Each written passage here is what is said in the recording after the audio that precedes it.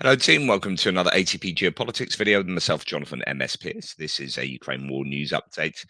The first part thereof for the 16th of November 2025. I do apologize that the lighting isn't great. The studio isn't great. I am sitting on my bed in an apartment, a Butlin's apartment in the West Country at a music festival, and the lighting merely is serving to accentuate my slap head. So I apologize for all of that. My voice is very raspy because I've been shouting at the music, not at the music, with the music, having a jolly good time. But this is therefore coming to you late, and I'm in. My condition is a little bit worse for wear. Nonetheless, we obviously carry on. And first thing I am going to do is ask for you to subscribe, if you haven't already done so, to the channel. That will really help out. Thank you very much for those who are members and those who are supporting my work here. So thank you. Right, okay, we are going to now have a look at the Ukrainian general staff figures for the Russian losses for the day before. All the usual caveats apply to that, and they can be seen linked in the description below. So we start with 860 personnel. That is a pretty precipitous drop from around 1,000 marks, or 140 fewer casualties than yesterday. This has been fairly variable recently, but it has been consistently over 1,000 now for the best part of a week, now dropping again. 3 tanks and 3 armored combat vehicles. 26 artillery systems. So the artillery systems are fairly high. That usually indicates that the conditions are okay, because artillery, you need FPV drones to be flying further back into enemy lines. That suggests that weather hasn't got too much in the way of personnel losses, although quite a few of the videos I'm seeing are still foggy videos. So it could be that fog is in places playing a part. I don't know. 2 multiple launch rocket systems added to the list, and then we have 68 vehicles and fuel tanks and 2 pieces of special equipment. Worth noting the drones up here, 409. That can't be made up from last night's numbers and the night before. So last night was 177. I think the night before was 100 something. And so what you're seeing are quite a lot of drones that are being used in the daytime, because the blue infographics are just from the nighttime activity. So I think there's quite a lot of reconnaissance drones. I don't know if they include things like the Molnia drones, which are these really cheap and cheerful, mainly plywood drones that are used in that kind of medium range, I guess, going sort of maybe 20. I don't know what the full range of the Molnia is, but maybe that kind of Lancet range. I don't know if they include them, because they're not huge drones, but they do cause a hell of a problem, and they do strike quite far back. And you do get these montage videos of Molnias being taken out. So it could be that they are added to this list. I'd love to know exactly what drones, where the cutoff point is, because they don't add FPV drones.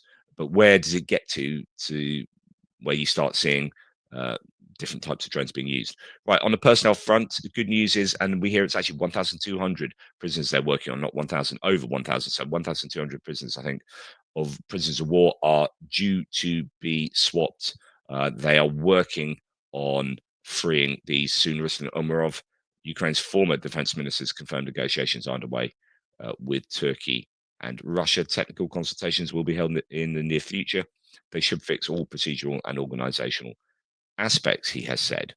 And then we have, sadly, another example of a horrible Russian war crime. Meanwhile, video, says Tim White, has emerged yesterday, of what looks like another clear war crime. Though it's grainy footage, 2 Ukrainian soldiers, one with hands on his head, the other with hands empty in front of him, were shot dead by Russians near Zaporizhzhia in Zaporizhzhia region. And actually, we hear that this might have entailed the death of 5 Ukrainians. According to Suspilna, 5 troops were massacred by Russians in the incident, which happened on Thursday. They add that the war criminals were killed by FPVs 20 minutes later, so there might well have been revenge on those who carried this out. Um, just horrific, really. And then we hear this from the Russians. I don't know if this is in reference to that footage, but here we have Rusich, who are like ultra nationalist, like effectively a fascist fighting group. Fascist organization. We announce a competition, they say. The first 3 people to submit a photo with prisoners clearly in the background will receive a cryptocurrency reward from the Rusich DS HRG. Send us your photos anonymously, and we will definitely publish them. Glory to Rus, glory to Morena. I don't know if that involves like Ukrainians in the background, just POWs, or dead Ukrainians, who have been executed. But either way, it's pretty distasteful there from Rusich. Um, Defense forces have cut off enemy logistical routes on the approaches to Pokrovsk. So there's a lot of footage coming out of Pokrovsk. You can see much of it is foggy. Here you have supposed evidence of an airstrike on a road connecting Seladova and Pokrovsk. I do wonder why this sort of activity hasn't happened, didn't happen 2 months ago. Why just at this moment when fighting in Pokrovsk is at its heaviest, you're starting to see GLOCs being ground lines of communication being taken out, these main supply routes. Not quite sure why that's the case. However, I guess it's good to see it rather than not see it at all. Um, what else? Footage reportedly shows. So now we're just going to uh, I'm referencing a bunch of montage pieces of footage that indicate that there is quite a lot going on in Pokrovsk. Essentially, why am I doing this? What do we learn from this? Just that Pokrovsk it seems to all be about Pokrovsk right now, even though it is incredibly dangerous down, I think, in the Zaporizhzhia direction. Footage reportedly shows the 42nd Mechanized Brigade repelling a Russian assault near Novopavlivka. Actually, Novopavlivka is south of Pokrovsk, in between kind of this is the sort of Yalta area. Oh, it says it there actually, in between Pokrovsk and that southern Zaporizhzhia front. So footage reportedly shows the 42nd repelling a Russian assault on Novopavlivka, destroying 2 tanks, 5 armored vehicles, and occupiers who were using the fog to cross about 10 vehicles via a pontoon bridge between Yalta and Dachnia. I think, yeah, there is great. We can see where this is. So I don't know how well you guys know the map at all, but you've got a river here, the Yalta. Is it the Yalta River? And this is the Yalta itself. And there's been quite a bit of activity around here using the river as a front line. But actually, the Ukrainians at one point pushed the Russians back over the river. And then there's this attack going to the north, the expansion to the northwest. Sorry, the Russians are trying to push up here to Novopavlivka. Uh, Pokrovsk is just sort of up here, top right, if you keep going. So this is the next sort of major area along that eastern front. So that's where this activity is taking place. Russian forces use fog to build a pontoon crossing between Yalta and Dachnia on November the 14th, moving roughly 10 vehicles into the Novopavlivka area and dispersing troops across the villages. Deep State reports Ukrainian forces destroyed at least 1 tank and 1 infantry fighting vehicle by evening. Well, possibly more vehicles destroyed in the end, but still, like we always say, if you've got 10 vehicles and you're counting up 2 tanks, 5, 8 armored fighting vehicles being destroyed here, that's 7 out of 10. That's still 3 vehicles getting through. What happens with them? They've crossed. It's about getting a purchase somewhere in enemy territory. And the Russians are very good at doing this and just keeping on throwing in troops and equipment to any particular sector. Ukrainian border guards from the Phoenix unit here on this video hit Russian logistics on the Pokrovsk axis. So we're going back to Pokrovsk, destroying a quad bike of 5 troops, 5 trucks, and a vehicle with 2 troops, a minibus, and another vehicle. So a whole range of equipment. It just goes to show you what sort of equipment the Russians are using routinely to transport troops. And rarely do we see infantry fighting vehicles and proper armored personnel carriers. Rather, the personnel are carried in trucks and buggies and this and that. Here we have fighters from the 425th Scalar Regiment clearing a key location in Pokrovsk, previously held by Russian forces. And I've actually seen elements of this footage in other footage as well. I think when it is this one that then goes to show it from above. So anyway, the point being there's lots of footage of heavy fighting in Pokrovsk. And you can see all different sort of aspects of the fighting, from FPV drones to here GoPro sort of footage. You can see that these guys have also landed in an assault buggy. Oh no, or is that one that they've seen? I don't know. Yeah, here it is from above. I thought it went to aerial footage. So all sorts of footage. You can go and check it out at your own leisure. It's not hard to find on the socials. This one I'm included because pretty interesting. You've got a UGV here on the road that then spots a bunch of troops with the help of the FPV above. The guy that's speaking, by the way, on the yellow subtitles, he's the guy, it appears, that was driving it, and he's talking you through what he's doing. It's like, saw this guy, followed them in. Basically, there are three guys here, and this UGV set up with explosives just follows them. They try shooting at it, follows them to here, and then explodes, kills one, injures another, and then an FPV drone comes and finishes these guys off. But it's all about, what does this instruct us? So this tells us that the Russians, or the Ukrainians, sorry, are using UGVs in combination with reconnaissance drones, and then in combination with FPV drones to take out, in this case, like we said before, FPV drones often used, very, very often used to just take out single uh, soldiers. There's kind of like, calculation is that a single FPV drone costs, I don't know, $300 to make. They are, relatively cheap and relatively plentiful. And it seems like Russian soldiers, for the Russians, are relatively cheap and relatively plentiful, to be perfectly stark about it. And the Ukrainians are one on one. Well, here, as in, they're using easily, sometimes they're using multiple drones on single people. And here we see a UGV being used, taken out with kind of one and a half people there, injures one, kills another, and then the FPV comes and finishes it off. And this combined um, activity where they are not using troops to do this. You've got a reconnaissance drone, says you're Recce. You've got a UGV to do the main part of the explosion, then, and the FPV comes along and finishes up afterwards. So yeah, that's the nature of this modern warfare. Now, bad news for the Ukrainians. It appears, I'm not 100% sure, but it looks like a ballistic missile. So this was released today. So the claim is last night's Iskander M, so that's a ballistic missile strike on Mykolaiivka, Dnipropetrovsk region, targeted a Ukrainian Neptune cruise missile launcher. So they could well have lost a Neptune cruise missile launcher. And I don't know how many of these sorts of vehicles they have. It's probably going to be a fairly high value target that the Russians have taken out here. Um, so yeah, that is in the Mykolaiv region. The Obviously, the challenge here is these reconnaissance drones. The Russians wouldn't be able to do this without the reconnaissance drone. If you're fairly close to the front line with your um, drone here, sorry, with your launcher, so the claim is this is somewhere near, is that Pavlohrad? Um, doesn't, that's not a Mykolaiv, or Mykolaiivka could be, yeah, it's another town. Um, it's not Mykolaiv, it's Mykolaiivka.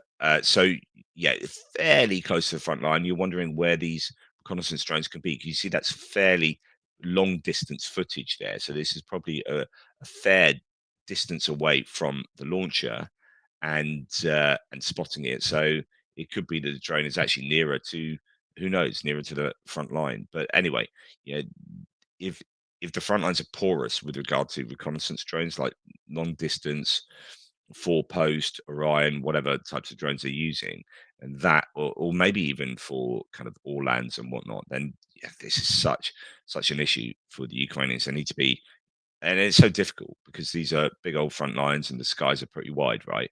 But you need to be stopping every reconnaissance drone from getting through, and that's why it warrants using, sometimes it's more expensive weapons than the reconnaissance drones to take out reconnaissance drones, because the value of the reconnaissance drones are in what targets they are able to acquire and therefore get destroyed. So it's the opportunity cost of not taking out these reconnaissance drones. Anyway, moving on. Recently, Ukraine have been hitting Russian positions, says this source, deeper with F-16s due to diminishing Russian air defense. Right, this is something I've been talking about a whole heap, particularly in the Crimea area, where there's been a systematic degradation of the Russian air defense networks and systems. Radars have been taken out, almost nightly there at times, and then air defenses as well on the back of that. And you're thinking, then what? What's this leading to? And I've been saying, well, surely it's going to be about getting F-16s and other jets closer and closer to Russian positions, so they can maybe use different weapons, target different targets, and yeah. So good news if that's true, but I had no confirmation of the actual claim there, but it wouldn't surprise me. And then, you know, part of that, as you can see here, is the destruction of these systems and radars so that you can uh, operate closer to the front lines. So now this is in Novorossiysk, where we saw um, there were 3 to 4 major locations in that big old strike on Novorossiysk. What was it, 3 nights ago now? And one of them was an SAM installation, surface to air missile installation, probably S-400. And then people looking at satellite imagery saying, well, look, at least from this image, don't know whether it's still the case, but from this one fairly recently, there were 7 launchers, radars, and fire control system and whatnot. This could be a really good haul for the Ukrainians. Well, actually, now they are starting to get back satellite imagery of what may have been taken out. So, Kiev Independent here reports that S-400 launchers and radars hit by the SPU drones in Russia's Novorossiysk. Satellite images obtained by Kiev Independent show that 4 destroyed launchers of the S-400 anti-aircraft missile system and 2 high-end radar systems. Now, there are differing claims about this. Some people claiming 3 launchers and 4 of the high-end radar systems, 2 of each. It's confusion whether it's 2 radar systems or 2 of each of the 2 radar systems. So, take that range into consideration. So this claim from Igor Sushko is your maximal claim. Nonetheless, even with a minimal claim, this is an incredibly successful strike. So yesterday, he says Ukraine destroyed the following at Novorossiysk 1,537th anti-aircraft missile regiment: 4 S-400 launchers valued at about $100 million, 2 96N6 early warning radars, that's $100 million, 2 92 N6 target designation radars, with $250 million worth of kit.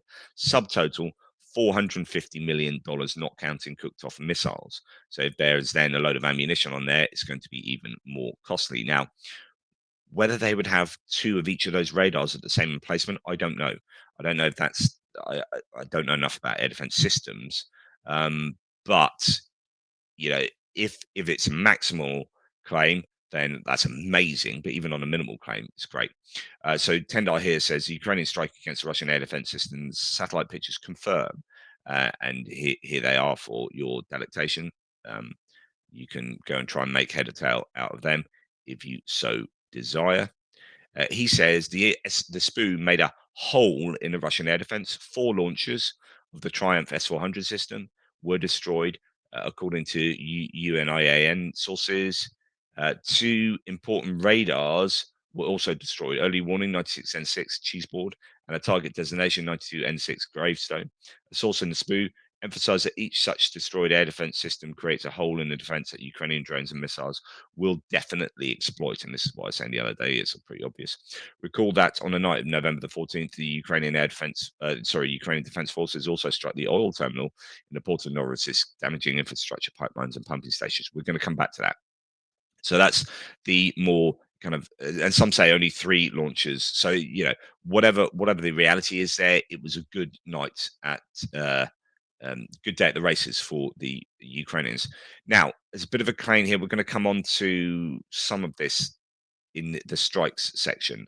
So, Ryazan oil refinery was hit last night. A Nebo U radar station, military echelon, on several areas of concentration of enemy manpower were hit, according to General Staff. So, products of the refinery, and we'll talk about that later. No, this is Ryazan. So, this is not from last night, actually. So, this is November 15th. Yeah, so this is yesterday early afternoon, actually. So this is going back a couple of nights. So products of this refinery, A92, 95, 98, and 100 gasoline, diesel, jet fuel, liquefied gases, and other oil refining products were taken out in that distance strike. But then it's this. Also, the Ukrainians hit the radar station Nebo U in the temporarily occupied Crimea. So yet another radar being taken out. Nebo U, pretty expensive bit of kit, that. Military echelon in the Tokmak area, and a concentration of enemy personnel near Vovchansk up in the Kharkiv region. So there are other strikes that are taking place that are hitting key either logistics or troop concentrations or radars and whatnot. And this degradation is taking place really consistently. Then we had pro-Ukrainian partisans sabotaging rail equipment in Russian-occupied Zaporizhzhia Oblast, according to the group. The sabotage operation blocked Russian military trains, making them a clear target for a Ukrainian attack, according to the Atesh partisan group. So they are still busy doing what they do best. Okay, now we're going to move on to distant strikes. And actually, I have very little information about what Russia was able to achieve last night, even though they sent in 177 missiles and drones, many drones, obviously, 139. So that's one single missile, and this kind of emballistic missile, and that could be that missile that struck the launcher. 139 out of 176 drones were taken out. So that gives you, that's 36. No, is that 50? No, it's 26, 40, 36. It's my brain is not working. So 37 drones. That's a lot of drones getting through. 30. Oh yeah, it says it. Bloody hell. 37 strike drones were recorded hitting 14 locations, as well as a fall of downed fragments in 2 locations. So, even if you do shoot these things down and intercept them successfully, they can often create other problems, right? Now, 37 drones, that's a lot of drones to get through. So I don't know what's been hit. No particular claims, other than we hear that Russia struck a major warehouse of the Optima farm, that's farm with a PH, as in pharmaceuticals, for the third time, fully destroying the site. The facility served southern Ukraine and was one of the country's 2 largest pharmaceutical distributors. No staff were injured, but the damage is significant. And of course, you know, I would argue that that is a war crime. I don't know that you can argue that's going to be a legitimate military target. But that's all I have. So sometimes that worries me when the Russians have a really significant number of drones getting through. Like 37 is no small. You can't turn your nose up at that, really. 37 drones getting through 14 different locations, and there's very little information I have at the moment. But I've been a little bit distracted, so maybe I've missed some things. We're going to go on to Ukrainian strikes, and yet again, another useful night for the Ukrainians. I think that they are really building up pressure. That pressure cooker analogy that I use, I think Russia is going to be hurting more and more because the Ukraine are using their missiles and drones, I think, fairly effectively. Targets in Volgograd, Russia, currently under attack last night, said this source tender. Russian air defense is active, but it's causing lots of collateral damage. And there's more evidence in Volgograd of Russian air defense missiles, I think, hitting apartment blocks there. Is that right? Yeah, I think there's burning apartment block here that was caused, I think, by air defense missiles. Um, so yeah, that was happening. That's Volgograd. Lukoil refinery in Volgograd has been hit again, says no reports later, this time by long-range Lyuty AN-196 drones. In classic fashion, Russian air defense failed to intercept and struck a residential building instead. So that's another claim along the same lines. We don't, although we get a sense of what was struck last night, we don't have masses of evidence to suggest, how successful these strikes were. We do know that residents of Sosnovoborsk in Krasnoyarsk region, home to the Krasnoyarsk thermal power plant P, TPP4, TPP4, words, power plant, they report an emergency blackout, according to XR Nova, at least. So, blackout there probably means that it's been struck, but it could also mean, failure of the system if there are stresses and strains elsewhere. But that is a thermal power plant itself, or certainly the region of one. Drones have targeted the Novi, and this is not for the first time, and this has been massively struck before. The Novorossiysk oil refinery in Russia's Samara region that was struck again. Reports suggesting a nearby power substation may have been hit. Slightly bright, you can see the brightness there. That talks to me of substation rather than when it's like that bright whitish blue. Then it's likely a substation may have been hit. Airports in Nizhny Novgorod, Ufa, and Orenburg briefly halted operations. That was no reports last night. Then we had this bit of footage coming out. So the General Staff of the Armed Forces of Ukraine have published the video of a launch of BARS missiles for the first time. These are kind of missile drones. Um, yeah, as far as I can work out, it's kind of hybrid thing. But anyway, first time they've been recorded. Bit of a zoom and slow motion to better see the shape of the bars, but it doesn't show you all that much. There's a little bit more, so you can go and click on these links and have a, oh yeah, that's pretty good actually. That's a good zoom there. Right at the end, I'm going to make that a little bit bigger for you and show you here. So that is not a bad sense of what it is. And then even closer in, you can see those wings coming out. It's one of these winged missile drone things. Anyway, that's been recorded. And in fact, they might have been responsible for the aforementioned strikes. Refinery in the Samara region, and this is the important bit for me. Rubicon drone warehouse. So Rubicon are the equivalent to Magyar's birds. That's also been hit. A drone warehouse supposedly. AFU hit the facilities in Novorossiysk refinery in Samara region. The oil refinery has an annual processing volume of 8.8 million tons. The enterprise produces more than 20 types of commercial products, but it has been significantly hit before. But obviously still operating at least in some fashion. A Rubicon drone storage base and a fuel and lubricants pumping station in Donetsk were also hit. Also, the results of the damage to the Ryazanski oil refinery have been certified. That's what I clarified. That's what I was referencing earlier. Ryazan getting hit. The ELOU AVT4 and AVT6 oil processing plants, a tank with oil products, and a pipeline overpass were damaged. An oil refinery. Yep. So what else does Anton Gerashenko add to this? Drone storage facility hit.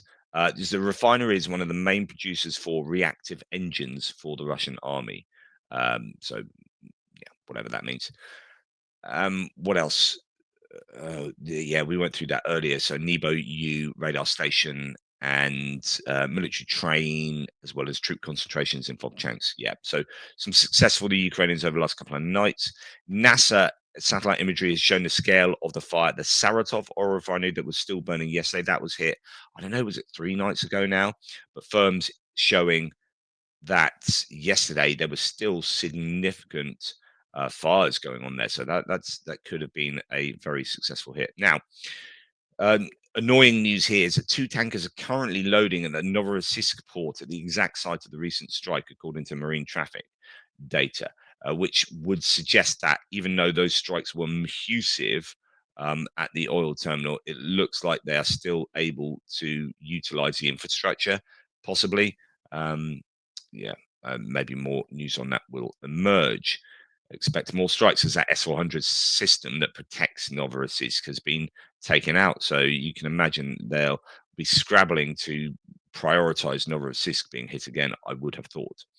Zelensky, so on to other bits and pieces. As Zelensky said this morning, we already held an online meeting with the Prime Minister Syridenko on decisions to clean up and reboot the management of the energy sector. There's been this rumbling uh, scandal, corruption scandal involving actually one of Zelensky's previous business partners.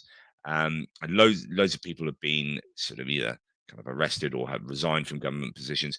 And this has obviously damaged Zelensky himself, arguably. So lots of people talking about this inside Ukraine. I know Yaroslava, who I was traveling around Ukraine with last time I was there, was telling us on a recent WhatsApp chat that this is all over the people's private socials. This is a really big thing.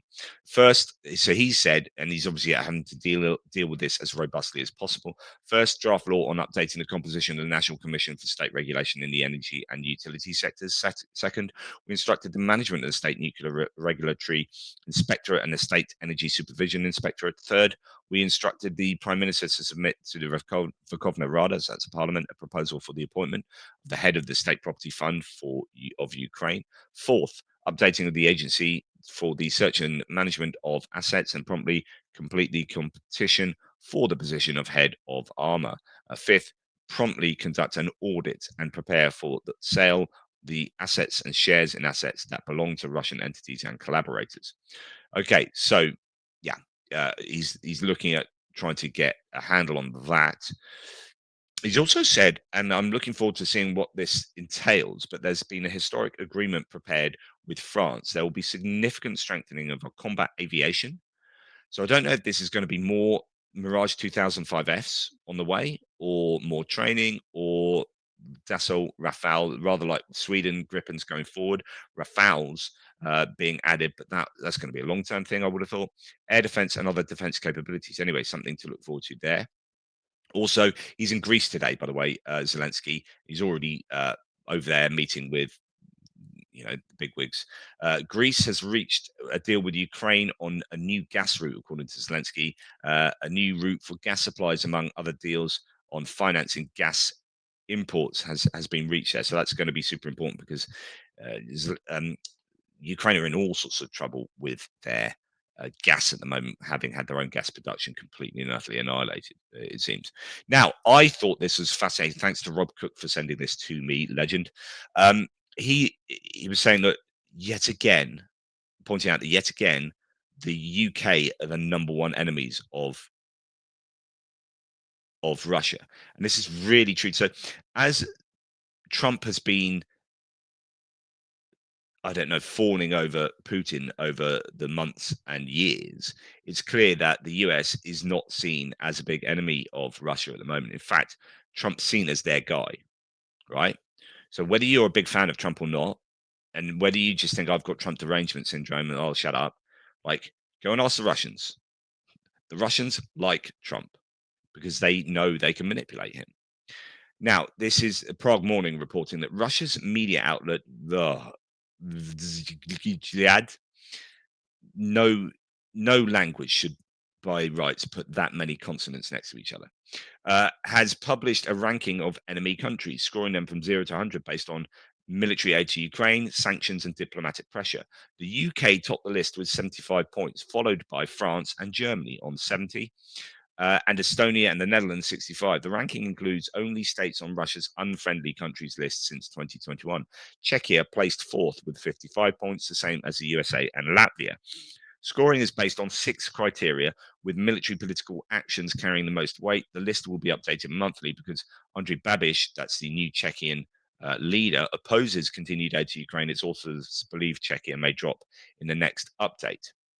So, yeah, Hungary down on 25 points with Luxembourg. But yeah, UK at the top. Now, I've long said that the UK is this historical bogeyman for the Russians to the point where they think we are much more powerful than we really are. They think we're behind many more things than we really are. Now, I know our intelligence services do punch above their weight. We've historically been very big in our intelligence services, and we are, I think, consistently, you know, uh, doing things against Russia and the Soviet Union as it was.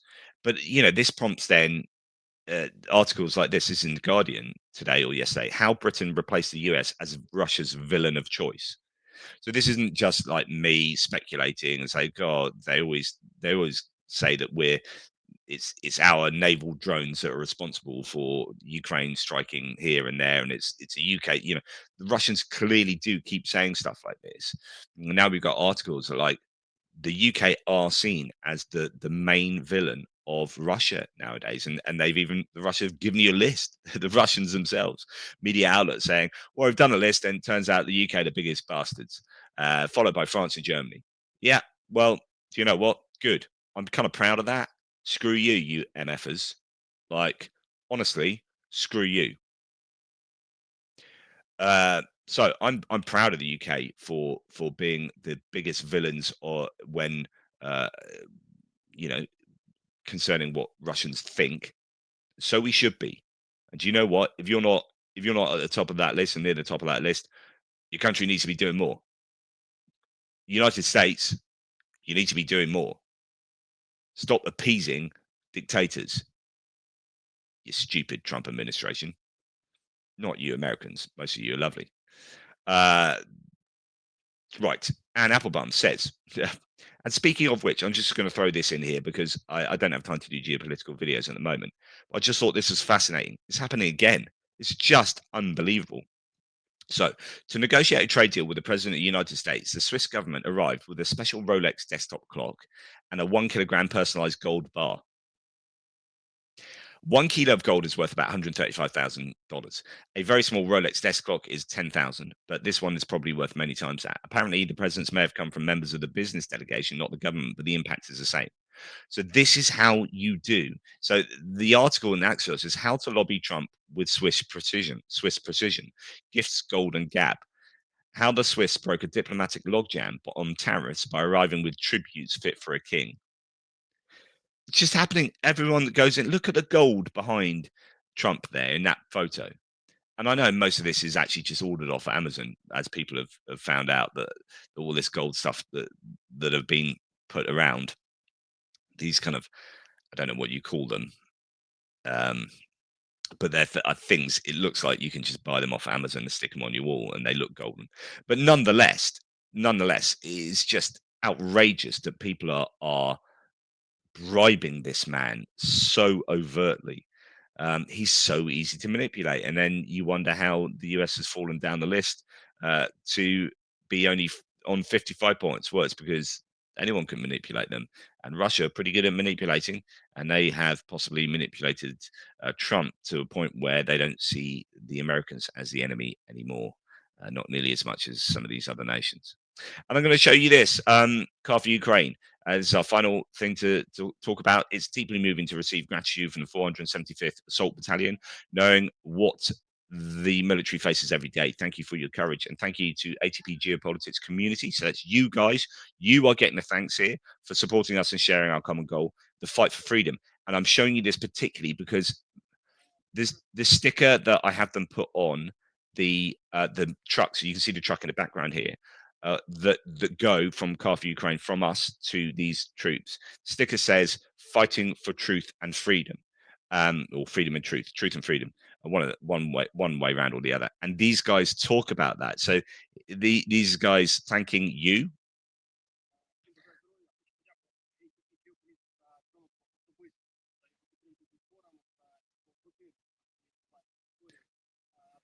He speaks really quickly here.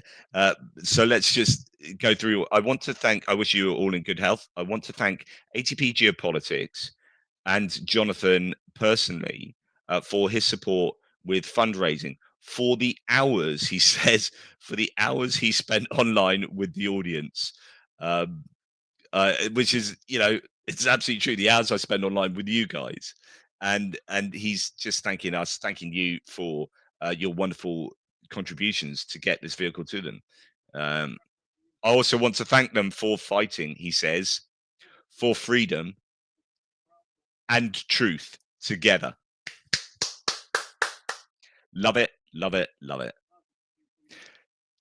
Together with their community. Special thanks to Car for Ukraine. And so he goes on. So I just wanted to show you that. Just it's awesome. These guys getting a vehicle. This is the value of what we do, and the thanks that we get. So it makes it all worthwhile when these guys are showing the vehicle. And in fact, I think Car for Ukraine wants some emergency fundraising to do for cars for Pokrovsk, actually, because obviously you can imagine it's pretty hellish there. We're just about to start with Jiga's Poor. I need to contact them to get that one started.